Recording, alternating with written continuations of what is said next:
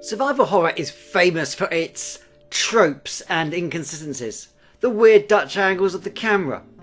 The slow tank controls that have you slowly spinning.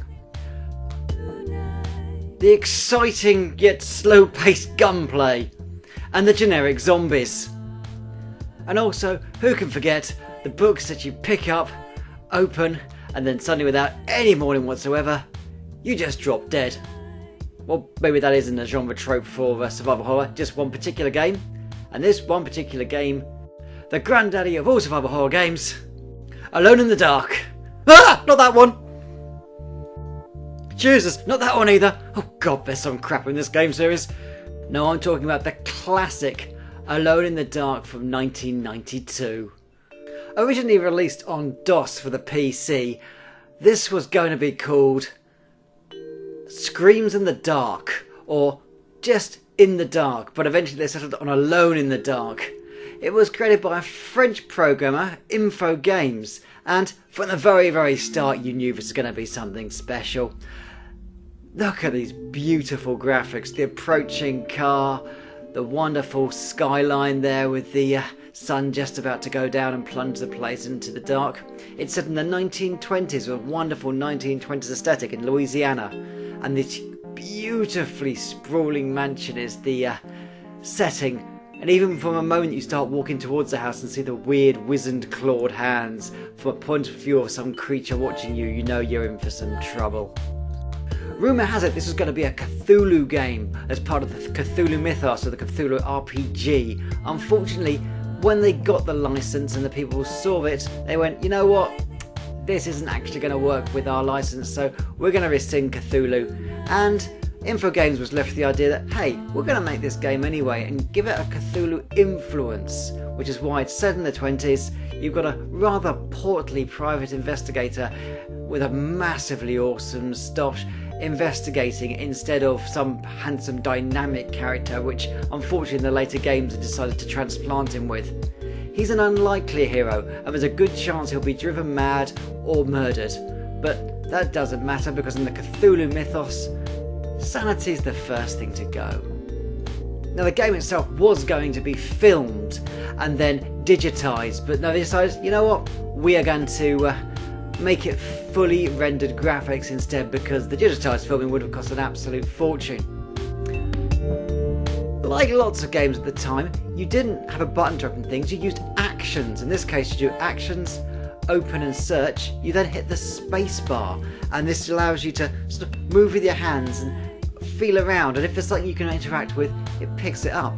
It's a weird game system, and I haven't seen another game that really does it, but I think it works quite well. Once you find something that goes into your inventory, and then you can use it to open doors and open chests. In this case we found a sword. Now the combat also works very similar to this, and it takes a good deal of time to get used to it. You have to equip a weapon. As you can see, you can sort of swing it around. Find a bad guy. In this case, let's go for a generic zombie which happens to be lurking behind this door. Now these things are slow, but when they hit you they pack a punch. So action, fight. But you haven't equipped your weapon yet, so the zombie beats on you like you wouldn't believe. So let's try that again, shall we? Action, throw. Now instead of hitting, you've chosen to throw. And you've just thrown and picked up the sword again. So choose use. You now have the sword in your hand, and what you should do is choose actions, then fight, but you've put your sword away again. So let's try that again. Old sword, use, no, don't throw, and you've thrown it again, you absolute simpleton. Come on, it's a simple game from the DOS period, it can't be this complicated. Actions, actions, use, sword, and yay! Slash, you've hit him. And overhead hit. Nope. And again. And once again, you feel weak. There's no health bar, you just get told you feel weak, and a couple of blows later, you curl up and die. Now dying in this game is hugely amusing. you get this wonderful cutscene in the bowels of the caverns underneath the mansion where whatever's killed you drags you along a passage to wherever the hell they dump the bodies in this place. And if you don't get better at the combat, you're going to see the screen a lot more. So let's try that combat thing again. This time we've got the sword out, we're hitting spacebar, and this zombie isn't going to know what's hit him.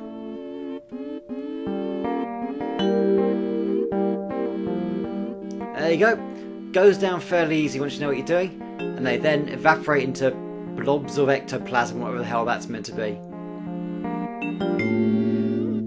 Now exploring the game is simple as using keys, opening doors and using the search and open function.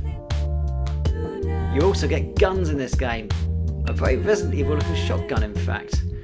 There's also a pistol and there's also a regular sword as well.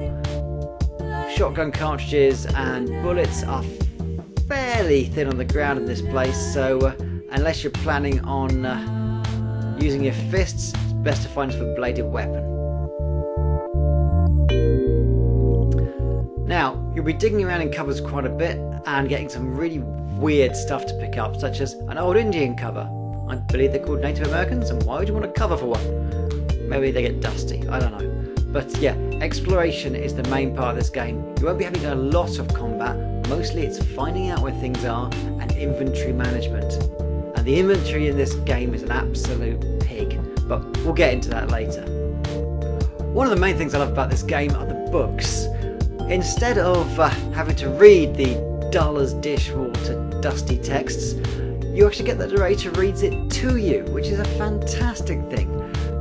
The Elder Scrolls could take a leaf out of their book, pun intended, and actually maybe record dialogue for the books there as well, and stop making me reading computer games. Using guns is also quite interesting. You're on a 3D plane, but it's a very basic one, so lining up a shot is a pain. But when you do, you can kill the zombie in a couple of well-timed shotgun bursts, as long as you don't get your gun caught in a wardrobe like I did there. So yeah, very slow tank controls, which actually adds to some of the tension, so I can't hold it against them. What I do hold against them is the instant death traps. I've walked in this corridor several times before and then suddenly I wander down again and you fall to your doom and you are dead and Cthulhu takes over the universe. I also don't like the inventory management system. Here we avoid a very large-mouthed Audrey 2 style jellyfish creature from beyond in that bathroom. We've got ourselves a health kit. So, actions, first aid, and we'll give that a drink. Flask, eat, drink. So far, so survival horror. But you don't put the flask down, you've now got an empty flask in your pockets. So, let's do some management. In my hand, I've got my oil lamp. So I drop the oil lamp. Then, back in here, I've got an empty flask. So we throw the empty flask. Then once again, we go back in and we pick up the empty first aid kit. It all just stays in your inventory. There's no Resident Evil, hey, this is useless now, put it down. So no, and God help you if you leave something important somewhere and it's off camera and you've got no idea where it is, because you'll be absolutely screwed. I do like, however, the way that zombies ambush you at any corner. I just walked into that coal scuttle and suddenly there's a zombie there, and they're on you very, very quickly. For slow-moving monsters, they seem to get around very quietly and take you by surprise over and over again. I also like the fact that you can set off traps that don't instantly kill you, very much like Resident Evil. You can pick something up and immediately it detonates something, in this case spiders falling off the ceiling. So run away! There's also platforming sections which aren't as difficult as they look. This one is fairly good fun in fact. As long as you line it up you can make the jumps. Unlike this second one, where I spent most of the time falling down, climbing back up and avoiding the stupid bats. Okay, careful, careful, careful. Whoa, whoa, ah, I'm falling in the ground, and here comes a creature from the back lagoon to bite my face off.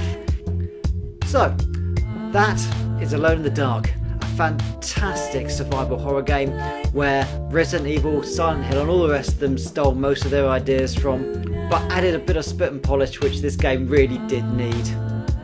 So yeah, next time you're walking past a dark old house, why not go in, kick a zombie in the head, steal some treasure, and try not to read a book that kills you or fall through the floorboards to instant death. If you like this video, feel free to like and subscribe, and maybe even click the bell button so you never miss an episode. I put up new videos usually once a week. Retro Horror Gaming will never leave you alone in the dark.